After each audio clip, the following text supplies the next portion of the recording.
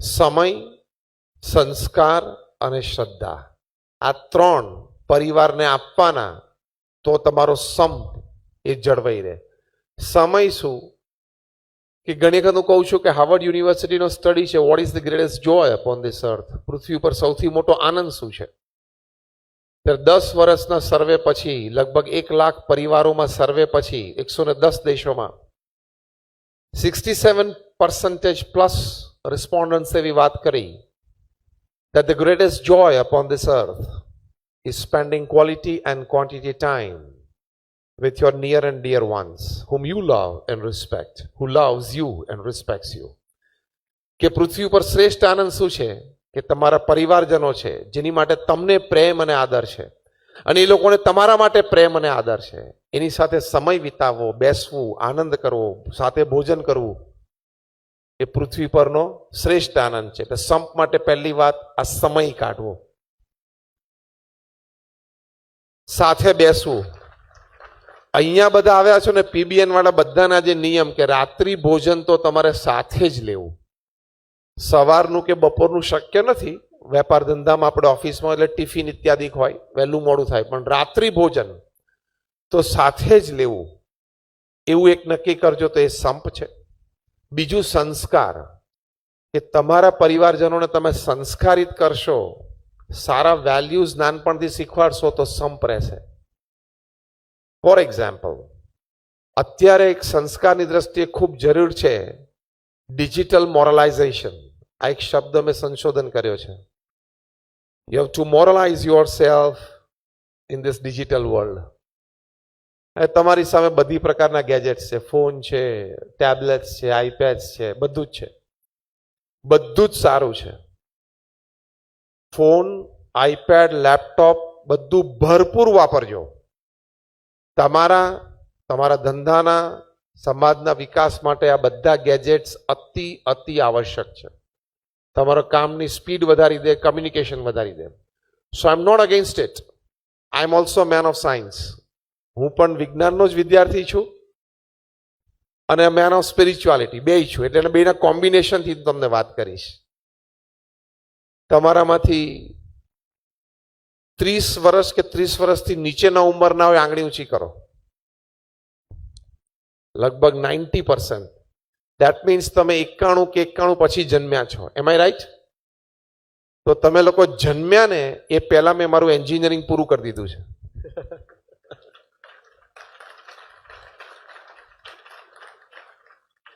I finished my engineering in 1991. અને એ વખતે તો અમારી વખતે આખા ગુજરાતમાં એક પણ પ્રાઇવેટ કોલેજ હતી નહીં, ખાલી 6 ગવર્મેન્ટ કોલેજ જ હતી. એટલે એન્જિનિયરિંગમાં કે એડમિશન મળે તો ઇટ વોઝ લાઈક ગ્રેટ જોય. એટલે મને એમપી શાહ મેડિકલ કોલેજમાં જામનગર એડમિશન મળતું હતું 12મા ધોરણ પછી. હું આ વાત કરું છું 1987 નહીં. એટલે મેં જ્યારે એડમિશન લીધું ત્યારે તો લગભગ કોઈ જન્મ્યા જ નહોતા. પછી બરોડા એમએસ મેડિકલ કોલેજમાં મળતું હતું, બીવીએમ એન્જિનિયરિંગ કોલેજમાં. પછી આઈ ઓપ્ટેડ ફોર એન્જિનિયરિંગ. પણ કહેવાની વાત એ છે, મેં આ વાતની શરૂઆત એટલા માટે કરી કે આપણો જે આ મુખ્ય પ્રશ્ન છે સંપની, એટલે સંસ્કારમાં ડિજિટલાઇઝેશન તમે કરજો ભરપૂર, એની ના નથી, પણ એની મર્યાદાઓ, એમાં કેટલો સમય આપવો એ સંસ્કાર આપજો. એ તો અત્યારની પેઢીના સૌથી વધારે સંસ્કાર બગાડવા માટે જો એક કોઈ આઈટમ હોય તો આ ડિજિટલ ગેજેટ છે. સ્ટીવ જોબ્સ જેણે આઈફોન શોધ્યો, એપલ કંપનીને આ કક્ષાએ પહોંચાડી, અત્યારે કદાચ 1800-1900 અબજ ડોલરની એપલ કંપની છે, જે દુનિયાના 170 દેશોના ઇન્ડિવિજ્યુઅલ જીડીપી કરતા મોટી છે.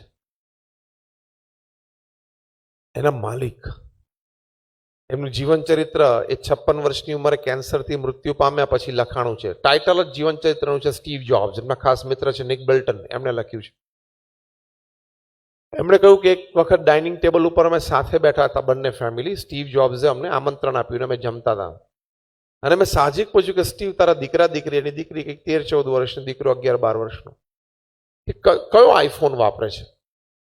ત્યારે સ્ટીવે કે નિકને મને કીધું કે આસ્ક યોર સેલ્ફ, તું જાતે પૂછ ને, મારા દીકરા દીકરી ટેબલ ઉપર જમવા સાથે જ બેઠા છે. એટલે નિક બિલ્ટને એમને પૂછ્યું તો બંને આમ નીચે જોઈને જમવાનું ચાલુ રાખ્યું. ફરી વખત નિક બિલ્ટને સ્ટીવ જોબ્સને પૂછ્યું કે which iPhones do your children use. ત્યારે જે સ્ટીવ જોબ્સે જવાબ આપ્યો કે my children they have not touched an iPhone. મારા સંતાનો જે આઈફોનનો સ્પર્શ નથી કર્યો. નિક બિલ્ટન કે મારા હાથમાંથી ચમચી છૂટી ગઈ, આખી દુનિયાને તે આઈફોન આપ્યો. અને તમને આશ્ચર્ય થશે, દર સેકન્ડે પૃથ્વી ઉપર 11 આઈફોન વેચાય છે. આપણે આઈફોનની કથા શરૂ કરી, એકાદ મિનિટ થઈ હશે, 600 આઈફોન વેચાઈ ગયા આખી પૃથ્વી ઉપર.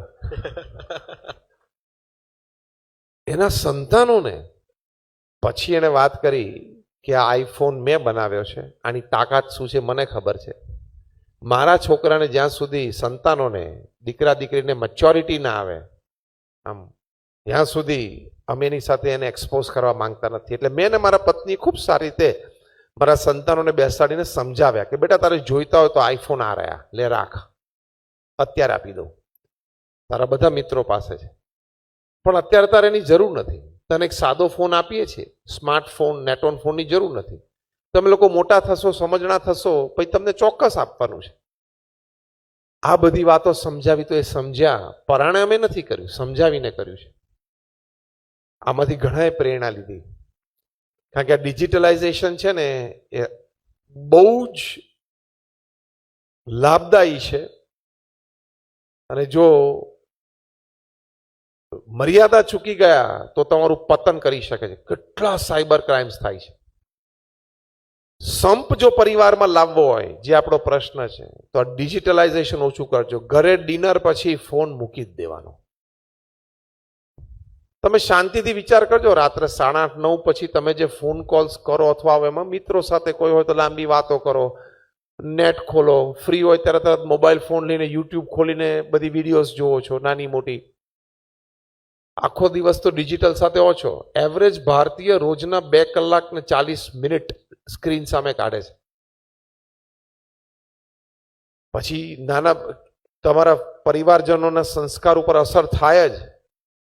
કારણ કે દુનિયાભરનો કચરો ઇઝ જસ્ટ 3 બટન્સ અવે.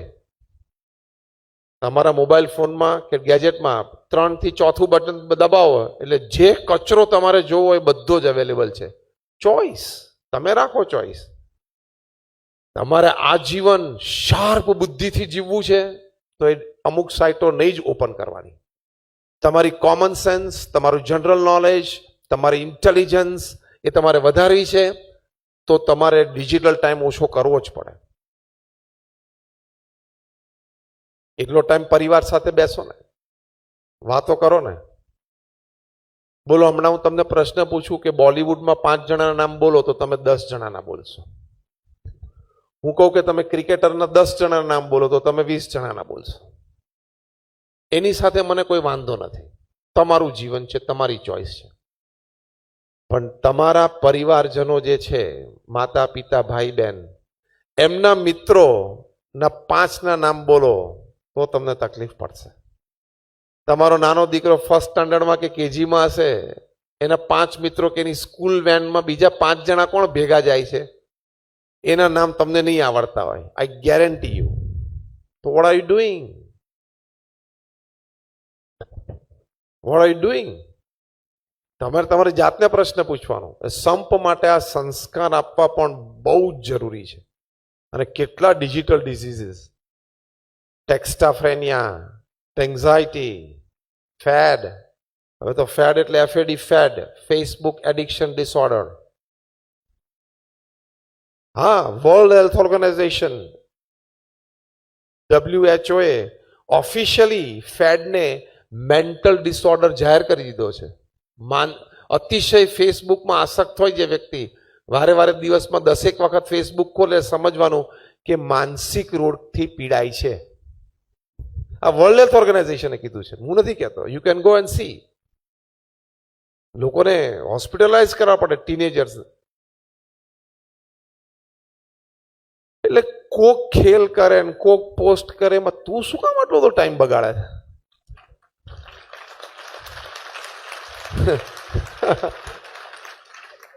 દુનિયાને જે ખેલ કરવા હોય ખરે, પણ એમાં આટલો બધો ટાઈમ શું કામ બગાડવાનો?